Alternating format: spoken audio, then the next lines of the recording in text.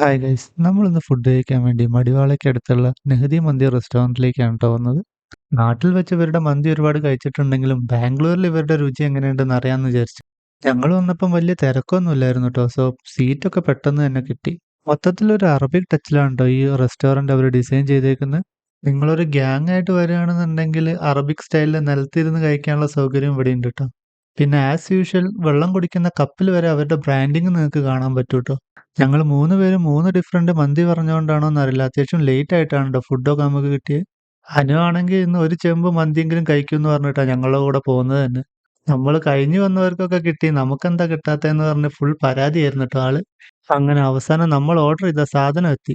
ഞങ്ങളൊരു pepper chilli അൽഫാം മന്തിയും, ഒരു ഷവായ മന്തിയും, ഒരു ടർക്കിഷ് ഷവായ മന്തിയാണ് ട്ടോ ഓർഡർ ചെയ്തത്. അതില് ടർക്കിഷ് ഷവായ മന്തി ആർക്കും അത്ര അങ്ങോട്ട് ഇഷ്ടപ്പെട്ടില്ല. ബട്ട് ബാക്കി 2 എണ്ണം അത്യാവശ്യം കൊള്ളായിരുന്നു ട്ടോ. നിങ്ങൾക്കാർക്കേലും അങ്ങനെ തോന്നിയോന്നറിയില്ല. ഇവിടുന്ന് കിട്ടുന്ന റൈസും നാട്ടിന്ന് കിട്ടുന്ന റൈസും തമ്മില് എന്തോ മാറ്റമുള്ള പോലെ എനിക്ക് തോന്നി ട്ടോ.